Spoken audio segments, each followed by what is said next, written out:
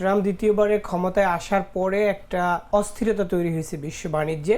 ইন্ডিয়ার ক্ষেত্রে যেটা ছিল 25-এর সাথে আরো 25 অ্যাড করে দেওয়া হলো, যেটা শাস্তিমূলক কর ব্যবস্থা। সো আমাদের জন্য আসলে এটা একটা বড় ধরনের সুযোগ তৈরি করছে, এবং আমরা এই সুযোগটাকে যদি কাজে লাগাতে পারি 2 বিলিয়ন এর চেয়েও বেশি আমরা ওখান থেকে আনতে পারবো। কিন্তু এখানে কিছু চ্যালেঞ্জও রয়েছে। প্রতিবেদনটিতে আমরা যেমন দেখছিলাম যে মার্কিন বাজার থেকে $2 বিলিয়ন বেশি রপ্তানি আয় সম্ভাবনা রয়েছে বাংলাদেশের। তো আপনার কাছে আমার প্রথম প্রশ্ন, যে চীন ও ভারতের উপর যুক্তরাষ্ট্রের এই শুল্ক আরোপ বাংলাদেশের নতুন সম্ভাবনা কি করে সৃষ্টি করলো? না, ধন্যবাদ। যে বিষয়টা আমাদের প্রথমে জানা দরকার সেটা হলো যে ট্রাম্প প্রশাসন, অর্থাৎ ট্রাম্প দ্বিতীয়বারে ক্ষমতায় আসার পরে একটা অস্থিরতা তৈরি হয়েছে বিশ্ব বাণিজ্যে, সেটা বিশেষ করে পাল্টা শুল্ক। তো প্রথমে যখন বাংলাদেশের উপর অন্যান্য দেশের সাথে বাংলাদেশের উপর 37% ট্যাক্স আরোপ করা হয়, পাল্টা শুল্ক যেটা, তো তখন কিন্তু বাংলাদেশের জন্য এটা একটা বড় ধরনের চিন্তার কারণ হয়ে দাঁড়িয়েছিল যে এই 37% যদি অতিরিক্ত ট্যাক্স দিতে হয় তাহলে বাংলাদেশের বাণিজ্যে একটা বড় প্রভাব পড়বে। কারণ আপনি যদি আমাদের ডেটা দেখেন, আমাদের এক্সপোর্ট প্রমোশন ব্যুরোর যে ডেটা এবং ওটেক্স ইউএসের যে ট্যারিফের ডেটাগুলো, সেখানে বাংলাদেশ হয়েছে আপনার যেই প্রোডাক্ট আমরা রপ্তানি করি তার 20% যায় হলো ইউএস মার্কেটে। তার মানে আমাদের জন্য ইউএস মার্কেট একটা বড় ধরনের মার্কেট। তো এইখানে যদি আমাদের কোনো ধরনের নেতিবাচক প্রভাব পড়ে, সেটা আমাদের সামগ্রিক রপ্তানিতে প্রভাব পড়বে। তো এরপরে তো শুরু হলো সারা বিশ্বব্যাপী আলোচনা, যে যার মতো করে ইউএসের সাথে নেগোসিয়েশন করলো বিভিন্ন ধরনের আলোচনার মাধ্যমে। এক পর্যায়ে এটা কিছুটা কমানো হলো, 35 করা হলো, 2% কমে। পরবর্তীতে বাংলাদেশের যে স্ট্রং নেগোসিয়েশন বলবো আমরা এখানে, সরকারের একটা আমি বলবো এক ধরনের সাফল্যই বটে, কারণ তারা সেই 37-35 তারপরে সেটাকে 20% নামিয়ে আনতে সক্ষম হয়েছে। ফলে একটা রিলিফ বা একটা স্বস্তির নিঃশ্বাস আসছে ব্যবসায়ীদের মধ্যে। কিন্তু যখন এটা পাশাপাশি একটা বড় টেনশন ছিল যে আমরা যেহেতু আমাদের প্রতিদ্বন্দ্বী দেশ, আমরা বিশ্বের দ্বিতীয় রপ্তানিকারক হলেও আমাদের প্রতিবেশী দেশ ভারত আছে, পাকিস্তান আছে, ভিয়েতনাম যে 3 নম্বরে অবস্থান করছে, তো সেই সব দেশগুলো আমাদের থেকে চলে যেতে পারে। কিন্তু যখন এটা আলোচনার মাধ্যমে 20% নেমে আনলো, কিন্তু আমাদের ক্লোজ প্রতিবেশী দেশ হিসাবে এবং বৈশ্বিক বাজারে একদম প্রতিযোগিতার দিক থেকে বিবেচনা করলে ইন্ডিয়া একটা বড় ধরনের চ্যালেঞ্জ ছিল। কিন্তু ইন্ডিয়ার ক্ষেত্রে সেটা আমাদের জন্য, শুধু ইন্ডিয়া না, চায়নাটাও আমাদের জন্য এক ধরনের একটা অপরচুনিটি হিসাবে দাঁড়িয়েছে। কারণ চায়নার প্রতি তো ইউএসের একটা বড় ধরনের ট্যারিফ রেট রয়েছে, যেটা নিয়ে প্রতিনিয়ত দুই দেশের মধ্যে এক ধরনের যুদ্ধ চলছেই। ইন্ডিয়ার ক্ষেত্রে যেটা ছিল 25-এর সাথে আরো 25 অ্যাড করে দেওয়া হলো, যেটা শাস্তিমূলক কর ব্যবস্থা। তো এটার ফলে তারা আমাদের চেয়ে 25% বেশি কম্পিটিটিভনেসে পড়ে গেল।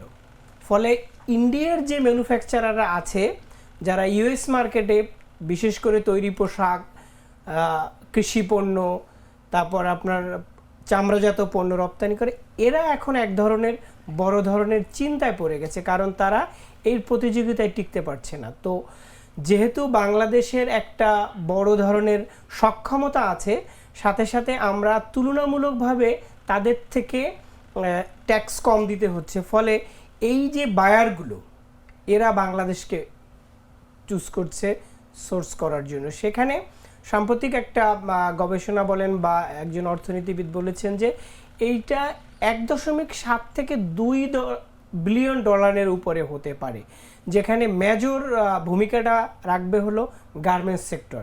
গার্মেন্টস সেক্টরে ধরেন নিট এবং ওভেন মিলিয়ে প্রায় 700-750 মিলিয়ন ডলার আসবে। এবং তারপরে আমাদের রপ্তানি খাতের মধ্যে অন্যতম আছে যে আমাদের চামড়াজাত পণ্য, এগ্রিকালচার পণ্য।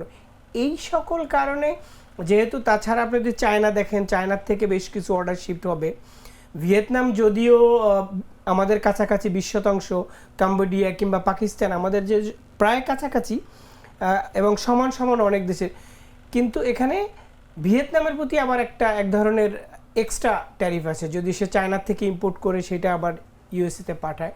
সো আমাদের জন্য আসলে এটা একটা বড় ধরনের সুযোগ তৈরি করছে, এবং আমরা এই সুযোগটাকে যদি কাজে লাগাতে পারি 2 বিলিয়ন এর চেয়েও বেশি আমরা ওখান থেকে আনতে পারবো, এবং এটা যদি আমরা আনতে পারি তাহলে যেটা দেখা যাবে যে আমাদের যে এক্সপোর্ট টার্গেট বা আমাদের বর্তমান যে অবস্থা, যেই সংখ্যা দেখাচ্ছিল, সেই সংখ্যাটা আমাদের এখন সুযোগে পরিণত হয়েছে।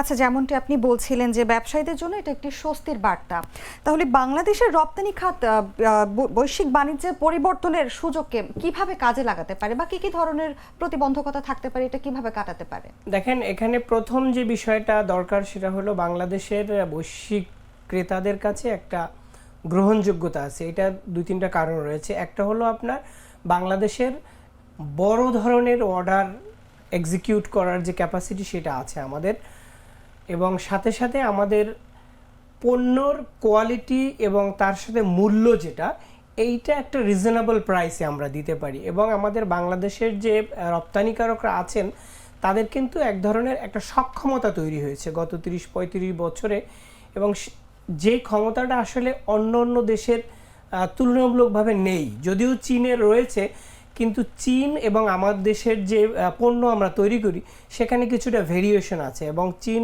আমরা যেই রেঞ্জের প্রোডাক্ট তৈরি করি বা আমাদের এখান থেকে ইউএস যেই প্রোডাক্টটা নেয় সেই ধরনের প্রোডাক্ট তারা আসলে এখন কম করছে এবং বায়াররা শিফট করছে। তো সেটা আমরা এখানে নিয়ে আসতে পারি। তো সেটা আনার জন্য যেটা আমি বললাম যে আমাদের কিন্তু প্রোডাকশন ক্যাপাসিটি রয়েছে এবং আমাদের একটা স্কিলড ওয়ার্কফোর্স রয়েছে। এগুলাকে যদি কাজে লাগাতে পারি তাহলে কিন্তু আমরা এটাকে ধরতে পারবো সুযোগটা। কিন্তু এখানে কিছু চ্যালেঞ্জও রয়েছে। চ্যালেঞ্জ যদি বলেন, আমাদের প্রথমে সাপ্লাই চেইনটা ঠিক রাখতে হবে।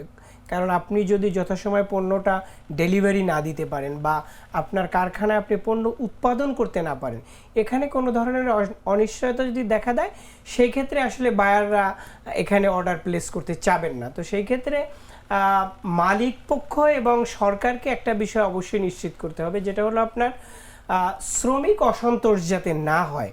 যে কোনো ধরনের পরিস্থিতি মোকাবেলার জন্য পূর্ব প্রস্তুতি থাকতে হবে, যে না আমরা কোনো ধরনের ডিসরাপশন চাই না আমাদের প্রোডাকশন ফ্লোরে।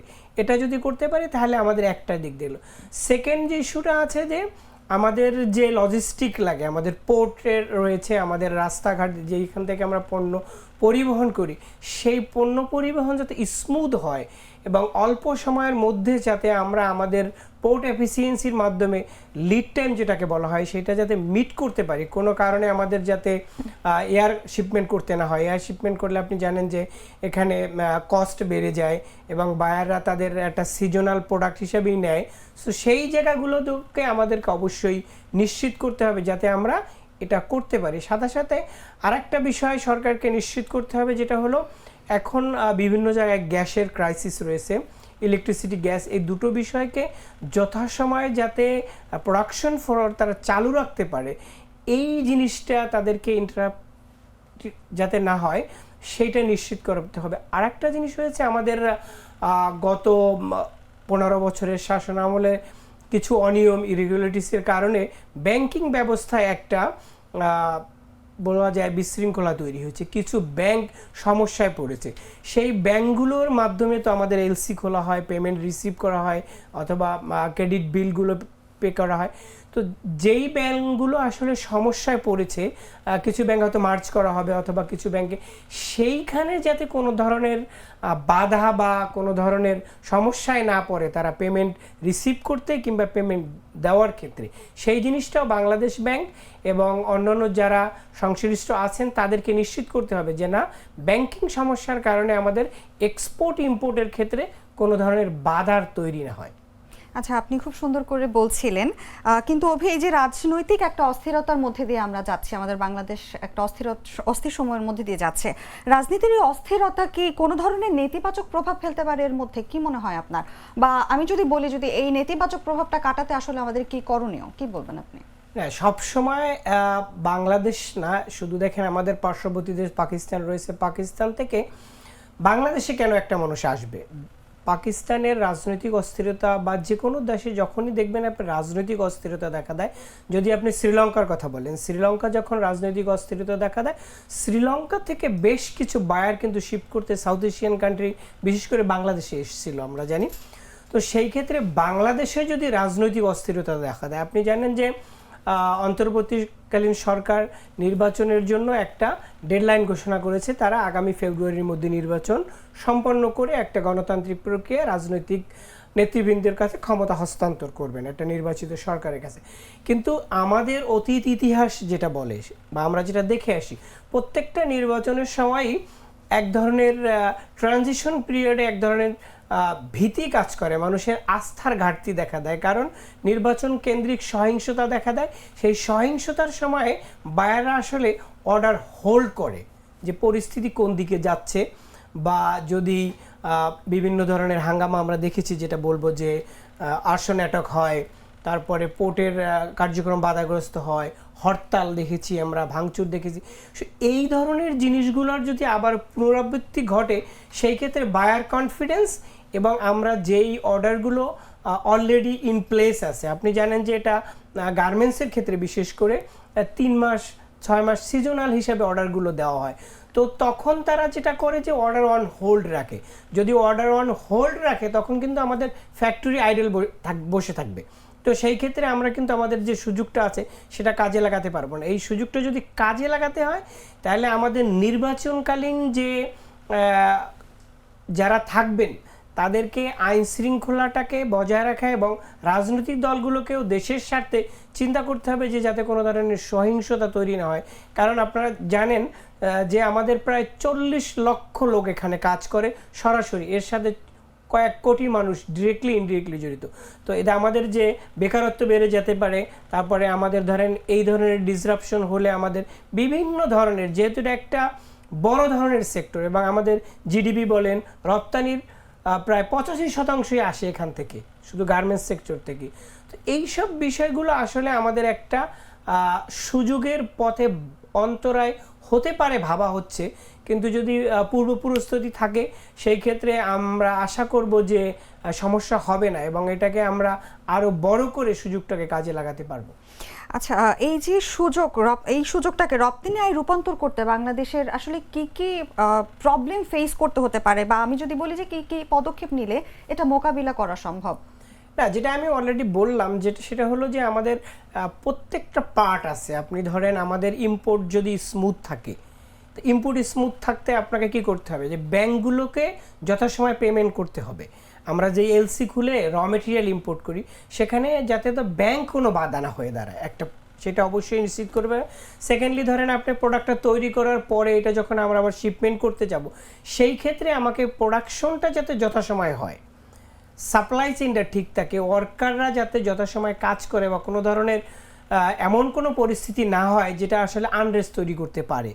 কারণ আমরা জানি যে যদি ধরেন পেমেন্ট ডিলে হইলে, অথবা আমরা এই যে গত বছরের যে ইয়েটা হলো অভ্যুত্থানের পরে বেশ কিছু সময় আমাদের ওয়ার্কারদের ভিতরে এক ধরনের আনরেস্ট দেখা গেছে এবং এখানে বিভিন্ন ধরনের উস্কানি, বিভিন্ন ধরনের বহির ইনফ্লুয়েন্সের কারণে কিছু কিছু ফ্যাক্টরি বন্ধ করতে বাধ্য হয়েছে। সো আমি বলবো যে মালিক এবং সরকার উভয় পক্ষেরই কিন্তু এখানে একটা রেসপন্সিবিলিটি রয়ে গেছে। মালিকদের নিশ্চিত করতে হবে যাতে কোনোভাবেই কোনো ফ্যাক্টরিতে অসন্তোষ তৈরি না হয়, তাদের জন্য যথাযথ স্যালারি পে করা, কোনো দাবি দয়া থাকলে সেটা অল্প সময়ের মধ্যে সমাধান করা। আবার সরকারকে খেয়াল রাখতে হবে যাতে কেউ ঘোলা পানিতে মাছ শিকার করার সুযোগটা না নেয়। আর আপনি যেটা বলছিলেন, আমার অধিকাংশ আমাদের গার্মেন্টসের পাশাপাশি যেই যে সেক্টরগুলো আছে, ধরেন আমাদের লেদার সেক্টর আছে, এই লেদার সেক্টরের একটা বড় সমস্যা হয়েছে পরিবেশগত যে কমপ্লায়েন্স সেটা নিশ্চিত করা। সেখানে কিন্তু যথেষ্ট কাজ করার সুযোগ রয়েছে। আবার আমাদের যদি ধরেন কৃষি পণ্যের ক্ষেত্রে আমাদের একটা বড় প্রবলেম আছে সার্টিফিকেশন। যদি আমরা যুক্তরাষ্ট্রের বাজারে আমাদের পণ্য রপ্তানি করতে চাই, কৃষিজাত যে পণ্যগুলো আছে সেখানে ইউএসডি এর একটা সার্টিফিকেশন লাগে। সেই সার্টিফিকেশনটা যাতে আমরা যথাযথভাবে অর্জন করতে পারি এবং আমাদের পণ্যটা ইউএস মার্কেটে রপ্তানি করতে পারি, সেজন্য গভর্নমেন্টের দিক থেকে একটা কমন স্ট্যান্ডার্ড সেট করা এবং এই সার্টিফিকেশনটা অর্জনের ক্ষেত্রে যাতে তারা দ্রুত পায়। কারণ এটা অল্প সময়ের, আমরা কেউই আসলে প্রিডিক্ট করতে পারতেছি না যে এই সময়টা, অর্থাৎ ট্রাম্প কতদিন এখানে স্থায়ী রাখবেন এটা, এই শুল্কটা, এটা পরিবর্তন আসবে কিনা জানি না। স্বল্প সময় যেহেতু শুধু দ্রুত সিদ্ধান্তের মাধ্যমে এবং দ্রুত আমাদের ট্রেড ফ্যাসিলিটেশনের মাধ্যমে এই সুযোগটাকে কাজে লাগাতে হবে। আমাদেরও প্রত্যাশা থাকবে বৈশ্বিক বাণিজ্যের এই পরিবর্তনকে যেন সুষ্ঠুভাবে সুন্দরভাবে কাজে লাগাতে পারে আমাদের সরকার। ধন্যবাদ অভি, আপনাকে আমাদের সাথে যুক্ত থাকার জন্য। ধন্যবাদ আপনাকে।